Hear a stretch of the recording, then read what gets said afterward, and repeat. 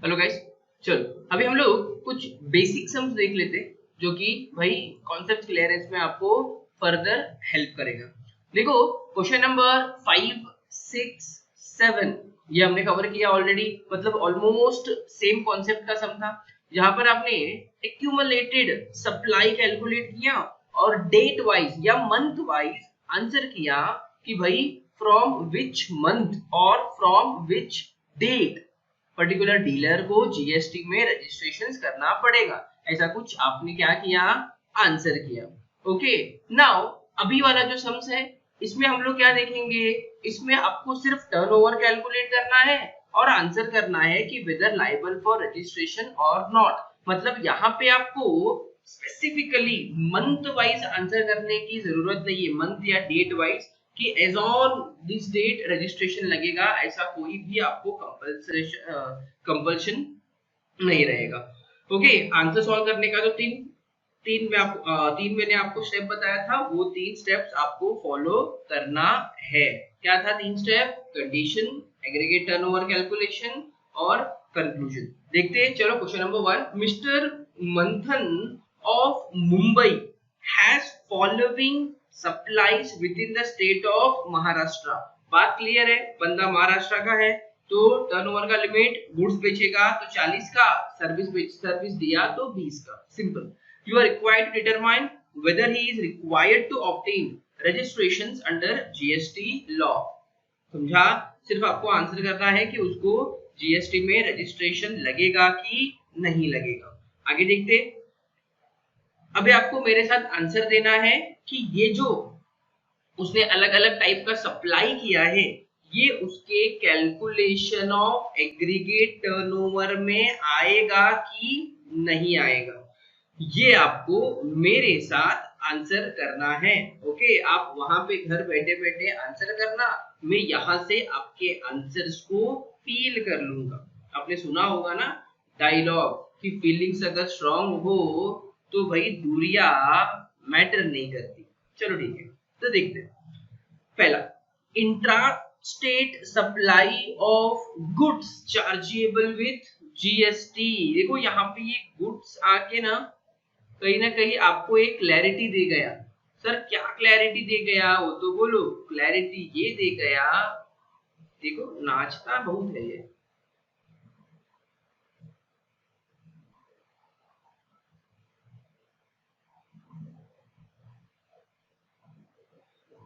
देखो इसने एक आपको क्लैरिटी दे दिया कि भाई गुड्स का सप्लायर है महाराष्ट्र में, मतलब टर्नओवर का लिमिट 40 लाख। क्लियर हो गया माइंड में? अब आपको आंसर देना है मेरे साथ कि भाई ये 9 लाख रुपए का टर्नओवर उसके टोटल एग्रीगेट टर्नओवर के कैलकुलेशंस में आएगा कि नहीं आएगा, आएगा कि नहीं आएगा, यस और नो। बोलो यस और no. Answer is yes sir, आएगा। क्यों? Aggregate turnover includes every type of supply except GST का amount and agricultural produce grown out of own land। देखो नंबर 2 वही है। Intrastate supply of goods agricultural produce grown out of cultivation of own land. मैंने कहा था ना कि सिर्फ 2 चीज टर्नओवर में नहीं आता, एक टैक्स नहीं आता और दूसरा एग्रीकल्चरल प्रोड्यूस, मतलब एग्रीकल्चर का आपने कुछ प्रोडक्शन किया, लाइक अपने गांव के खेती में गन्ने का खेती किया, चावल उगाया, गेहूं उगाया, व्हाटएवर, और आपने वो बेचा, सप्लाई किया, तो वो आपके टर्नओवर में नहीं आता। एग्रीकल्चर पर्पस है इसके लिए नहीं आता। Keep it simple. अगर आपने खुद ने उगा के बेचा तो हाँ, अगर आप एजेंट की तरह काम कर रहे हो तो वो केस में टर्नओवर में ऐड करना पड़ता है उसको। तो मुझे बताओ क्या वो 35 लाख आपके टर्नओवर में आएगा क्या? Answer is no. Answer is no, turnover में सर नहीं आएगा। क्लियर है आपको? आगे बढ़ते हैं। Intrastate supply of goods which are wholly exempted, ये आएगा क्या? हाँ, बाकी सब आता है ना, आएगा। सिंपल है। देखो ओरली अपन कर सकते 9 लाख, ये तो नहीं आएगा, नील और 9 लाख, मतलब 18 लाख का ही टर्नओवर हो रहा है। कितने का हो रहा है? 18 लाख का टर्नओवर हो रहा है। मुझे बताओ 40 लाख का लिमिट है और भाई का टर्नओवर तो सिर्फ 18 लाख ही हुआ, तो क्या उसको रजिस्ट्रेशन लगेगा क्या? Answer is no sir, registration नहीं लगेगा। ओके, चलो फटाफट सॉल्व करते, then we can number 1 solve करते। जैसे मैंने वहां पे डिस्कस किया, सिर्फ वहां पे अपने को स्टेप बाय स्टेप आंसर लिखने जाना है, ज्यादा दिमाग लगाने का नहीं। क्वेश्चन नंबर 1, कंडीशन मिस्टर मंथन is liable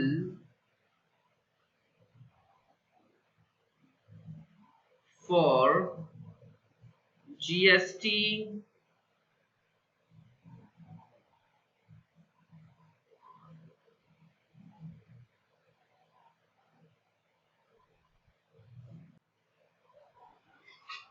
चलो मैंने अपना नोट लिख लिया। क्या था नोट? मिस्टर मंथन is liable for GST registration if aggregate turnover exceeds rupees 40 lakh. Discuss किया हमने। Aggregate turnover includes taxable supply, exempt supply, export, interstate supply. बराबर है, जैसे हमने पहले लिखा था वैसे ही सेम मैंने कंटिन्यू किया है। मैंने यहाँ पर नया कुछ भी इनोवेट नहीं किया। ओके, कॉलम्स दो ही बनेगा, एक पर्टिकुलर्स का और एक अमाउंट का। मतलब जो क्वेश्चन में बनाया है, लिखा है, उसको वैसे के वैसे ही उठा के कॉपी करना है आपको, और कुछ भी नहीं। यहाँ पे एक्यूमुलेटेड वाला कॉलम नहीं बनेगा, क्योंकि यहाँ पे डेट वाइज या मंथ वाइज आपको आंसर नहीं करना है। आपको सिर्फ ये आंसर देना है whether liable for registration, yes और नो। ओके, तो मैंने वहां पे आपसे टिक करवाया था क्या? पहला देखो यहाँ पे, intra state supply of goods chargeable with GST at 18% आएगा टर्नओवर में। यस सर, आपने वहां पे हाँ बोला था, भूल मत जाना। हमारा लिखो, चलो लिख देता हूँ, आप बोल रहे हो तो लिख दो।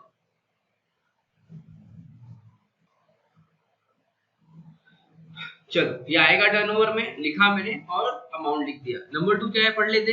Intrastate supply of goods agricultural produce grown out of cultivation of own land. ये आएगा क्या? ये आएगा क्या? बोलो जल्दी। आंसर इज नो, नहीं आएगा। नहीं आएगा, फिर भी आपको पर्टिकुलर्स में उसका डिटेल्स लिखना है। सिर्फ अमाउंट के कॉलम में जाके आपको नील लिखना पड़ेगा। अमाउंट नील क्यों? क्योंकि वो सप्लाई का वैल्यू आपके टोटल टर्नओवर का हिस्सा नहीं बनता। तो चलो लिख लेते हैं।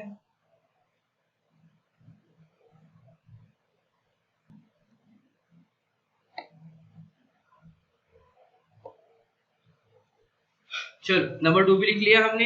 देखो मैंने कहा ना, जैसा था वैसे कॉपी करो और बस अमाउंट के कॉलम में नील लिख दो, क्योंकि वो आपकी टोटल टर्नओवर का हिस्सा नहीं बनता। नंबर 3 क्या है?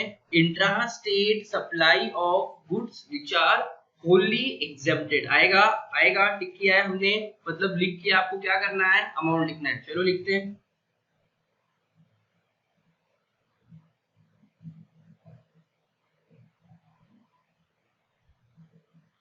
एग्रीगेट टर्नओवर मेरा कितना हो रहा है? एग्रीगेट टर्नओवर हो रहा है मेरा 18 लाख। चलो कंक्लूजन लिखने का टाइम है, तो लिखेंगे conclusion.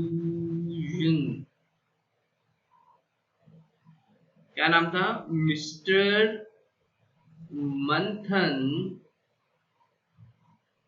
is not liable for GST registrations. Not liable for GST registrations. That's it. इतना सही है। खुश मत होना सर, इतना छोटा सम एग्जाम में आएगा क्या? आंसर इज, नसीब तुम्हारा बहुत अच्छा रहा तो 7 मार्क्स के लिए आएगा, बट मोर और लेस ये उम्मीद करके चलना कि ये आपको एग्जाम्स में नहीं आएगा। गुस्सा मत करना, बट क्या करो, जो सच्चाई है वो सच्चाई है। आप अब इसको कॉपी कर सकते हो।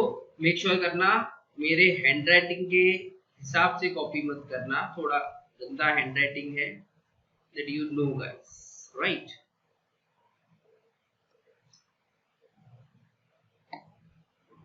चलो ये पूरा सम आ गया, यहाँ पे स्क्रीनशॉट ले लो और कॉपी करो प्लीज। या लेक्चर पॉज करके कॉपी कर सकते हो, it's your choice.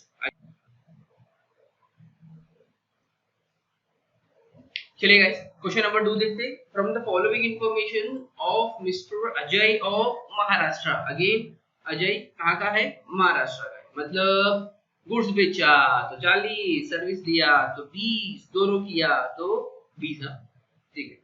Determine whether he is eligible for registration under GST law। चलो देखते हैं। Intra-state supply of services chargeable with nil rate. यहाँ पे आपको भाई सर्विसेज देखते ही दिमाग में घंटी बजना चाहिए कि सर सर्विस अप्लाई कर रहा है, मतलब इसके लिए एप्लीकेबल लिमिट कितना रहेगा? इसके लिए एप्लीकेबल लिमिट रहेगा 20 लाख का, है ना। एप्लीकेबल लिमिट कितने का? Applicable limit will be of ₹20 lakh. क्यों? क्योंकि सर्विस दे रहा है। तो सबसे बड़ा सवाल, क्या ये 8,50,000 आपके टर्नओवर में आएगा? हाँ आएगा, क्योंकि aggregate turnover includes everything except GST and agricultural produce grown out of online. ऊपर देखा था। Intra-state supply of goods chargeable with GST 18%, ये भी आएगा टर्नओवर में। सिंपल सी बात है, टर्नओवर का क्राइटेरिया तो डिसाइड हो चुका है, 20 लाख है। Intra state supply of goods which are wholly exempted, ये भी आएगा। टोटल टर्नओवर देखो इधर ही आ गया है 20,01,000।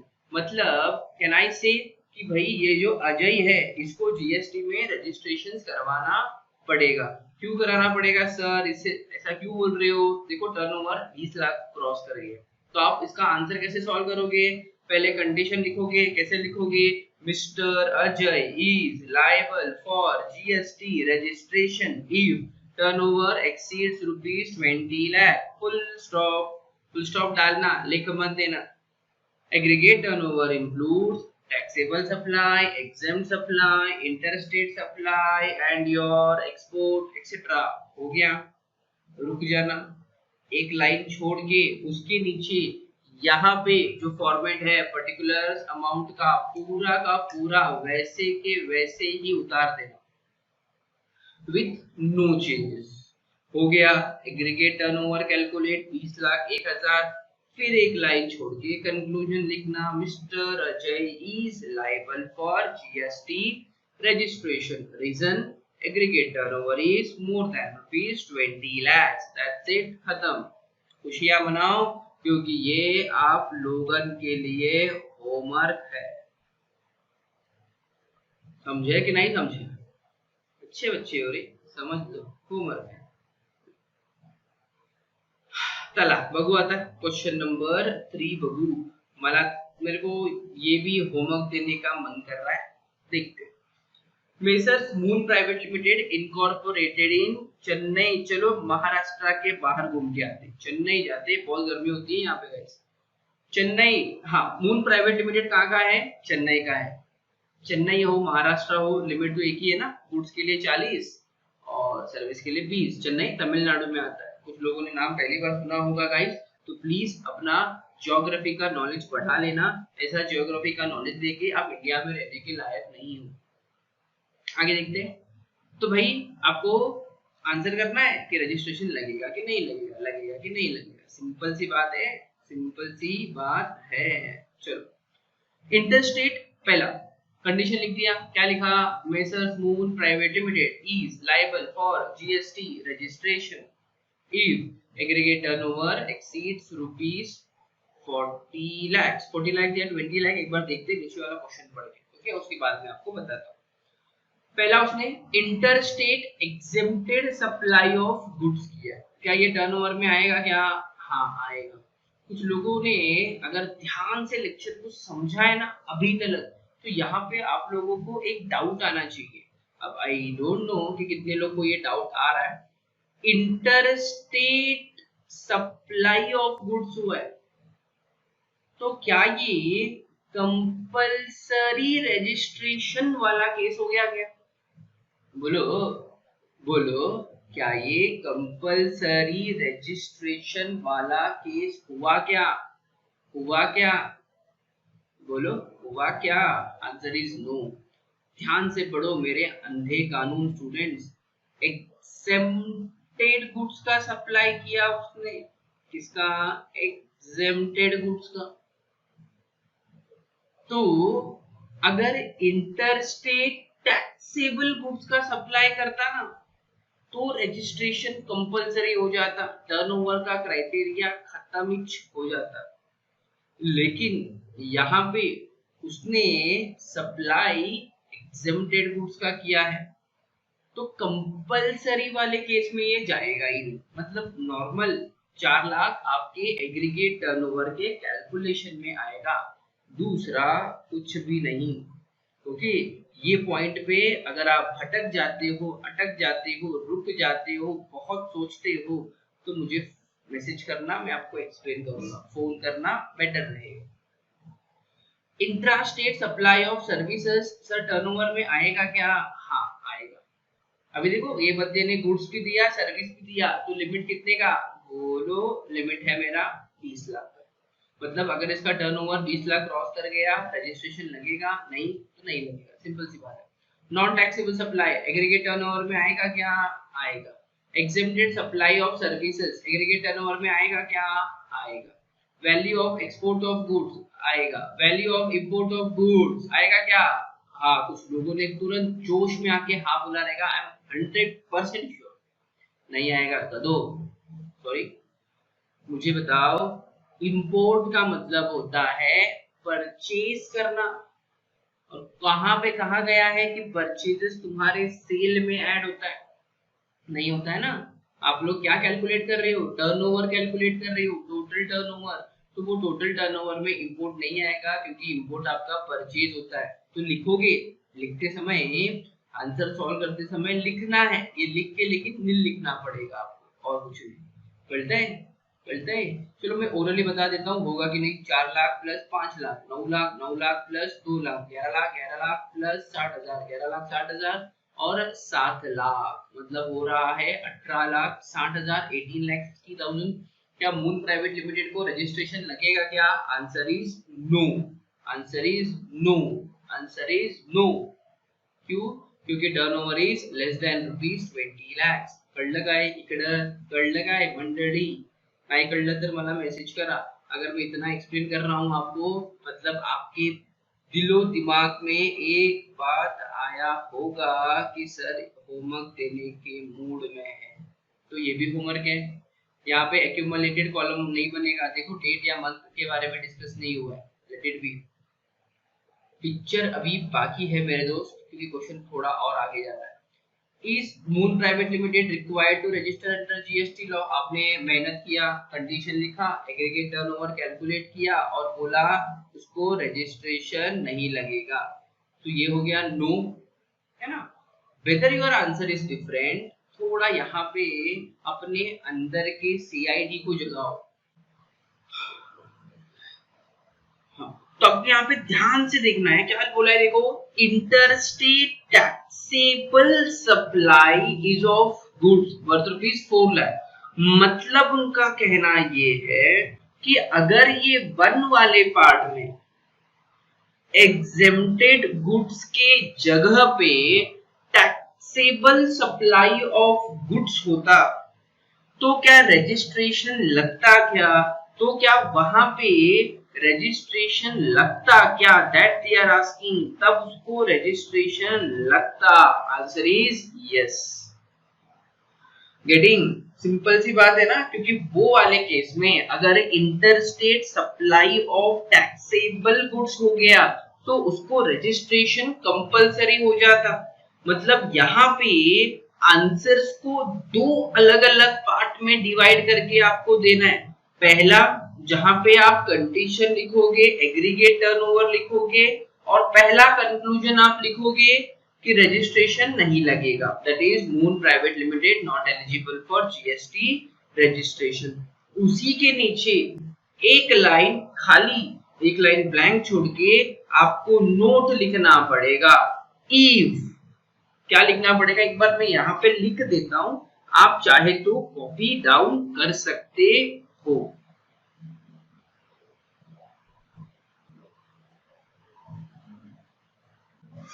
देखो, तो आपने पहला पार्ट जहां पे जीएसटी का उसको रजिस्ट्रेशन नहीं लगेगा वहां तक तो लिख दिया, वहां तक तो आपने पहले से जो सम्स किया है वैसा ही सम हो गया। सिर्फ वो जो सेकंड वाला पार्ट है उसके लिए आप ऐसे एक लाइन छोड़ के ऐसा नोट लिख देना। If there is supply of interstate taxable goods of 4 lakh then registration will be compulsory. ये थोड़ा एडिशनल पार्ट है ये वाले आंसर का। ये वाला जो मैंने आपको पेन में लिख के दिया है ये आपको आपके आंसर्स में लास्ट में एडिशन करना है। Getting it not? हेलो, हाँ बोलो, हाँ बोलो, हाँ बोलो, हाँ बोलो, हाँ बोलो। ओके चलो क्वेश्चन नंबर 4 में देख लेते हैं ना हम लोग फटाफट। थोड़ा जगह नहीं है बट देख लेंगे क्योंकि मोर और लेस अपना एक सीक्वेंस में क्वेश्चन हो जाएगा। दैट इज 1 2 3 4 5 6 7 तक अपना सम्स हो गया। तो ये 4 क्यों छोड़ना? सिर्फ यहाँ पे तो सिर्फ आपको यस और नो का ही आंसर करना है। तो देखो good luck limited question number 4 को कॉन्सेप्चुअली समझने की कोशिश करो तो आपको अच्छा लगेगा। Good luck limited of Nashik Maharashtra आपले माणूस आहेत has affected intra-state supplies of taxable goods amounting to rupees 38 lakh till 31st of December 2019। क्या बोला उसने? 31st दिसंबर 2019 तक उसका इंट्रा स्टेट मतलब महाराष्ट्र स्टेट के अंदर ही गुड्स का सप्लाई उसने किया था 38 लाख का। That is of rupees 38 lakh on 1 January 2020। That is नए साल के पहले ही दिन में भाई ने एक गड़बड़ किया। क्या गड़बड़ किया? It has affected a interstate supply of taxable goods amounting to rupees 20,000। उसने क्या किया? 1 जनवरी 2020 को इंटरस्टेट सप्लाई कर दिया, वो भी टैक्सेबल गुड्स का। कितने का? 20,000 का। अभी क्वेश्चन नंबर 3 में आपने एक चीज समझने की कोशिश की कि अगर किसी ने इंटरस्टेट टैक्सेबल गुड्स का सप्लाई किया तो रजिस्ट्रेशन कंपलसरी हो जाएगा। टर्नओवर का लिमिट गया 30। तो यहाँ पे गुड लक लिमिटेड को रजिस्ट्रेशन तो कंपलसरी हो गया, टर्नओवर का लिमिट तो लगेगा ही नहीं। बरोबर की नहीं? कुछ गलत बोल रहा हूँ क्या? बोलो मुझे, कुछ गलत बोला मैंने? नहीं। Good luck limited is of the opinion that it is not required to get registered under GST law since its aggregate turnover is not likely to exceed 40 lakh during the financial year 1920। Good Luck Limited इस भावनाओं में जी रहा है। क्या भावनाओं में जी रहा है? कि सर उसका लिमिट उसका टर्नओवर तो 40 लाख से कम है। उसका कहना सही है ना? देखो 38 लाख प्लस 20,000 38 लाख 20,000 है। वो कहता है कि मेरा टर्नओवर तो 38 लाख 20,000 है, मतलब 40 लाख से कम है, तो मेरे को रजिस्ट्रेशन नहीं लगेगा। ऐसे उसका कहना है। इसका गुड लक लिमिटेड का मुझे बताओ, क्या गुड लक लिमिटेड का स्टैंड सही है कि गलत है? क्या वो यहाँ पे सही सोच रहा है या फिर गलत सोच रहा है? Answer me as a GST officer. आप फ्यूचर में अगर जीएसटी के ऑफिसर बनते हो तो आपके पास ऐसा केस आ सकता है। बोलो इसको जीएसटी में रजिस्ट्रेशन लगेगा कि नहीं? आंसर इज लगेगा। कंपलसरी वाला केस है ना, ये इंटरस्टेट सप्लाई हो गया ना टैक्सेबल गुड्स का, तो उसको रजिस्ट्रेशन लगेगा। Keep it very simple. क्या बोला है? You are required to advise the company relating to the registration requirement. आपको अपना एडवाइस देना है। सोचो तुम्हारे एडवाइस का कितना इज्जत है। तो यहाँ पे क्या गुड लक लिमिटेड को रजिस्ट्रेशन लगेगा? यस, आंसर इज यस, लगेगा। तो इसका आंसर सिर्फ आपके नोटबुक में ऐसे लिख लो, ज्यादा इसको इन डीप लिखने जाने की जरूरत नहीं है। सिर्फ for the purpose of concept clearance मैंने ये क्वेश्चन यहाँ पे रखा था ताकि आपको ये कंपलसरी रजिस्ट्रेशन वाला कॉन्सेप्ट थोड़ा और भी इन डीप में समझ में आ जाए। Getting it not? ये केस लॉ टाइप क्वेश्चन है गाइस। ऐसा वाला क्वेश्चन यूजुअली हमको सीए लेवल पे पूछा जाता है जहाँ पे केसेस, ये केस है कि ऐसा एक केस हुआ तो तुम्हारा जवाब क्या, हाँ या ना। वहां पे तो हम इन डीप सेक्शन नंबर के साथ एवरी एक्सप्लेनेशंस भी राइट। यहाँ पे तो उतना जरूरत नहीं है, तो सिर्फ यहाँ पे मैंने इसके लिए कह दिया कि हाँ रजिस्ट्रेशन लगेगा। और आपको यूजुअली ऐसा क्वेश्चन नहीं आएगा एग्जाम्स में, सिर्फ कॉन्सेप्ट क्लियरेंस के लिए मैंने दिया है। Getting it not? हेलो, हाँ तो बोलो। चलो तो भाई आपको मैंने आज सिर्फ question number 2, question number 3, question number 4 भी होमवर्क मान लो। सिर्फ यस करके लिखना और अपने हिसाब से जो नोट्स ठीक लगे वो लिख देना वहां पे। क्वेश्चन नंबर 2, 3, 4 आपके लिए होमवर्क है।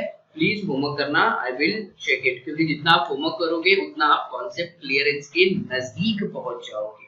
ओके गाइस, ओके गाइस, तो हम अगले वीडियो में मैं आपको फर्दर सम्स कराऊंगा। तब तक thank you very much, bye bye.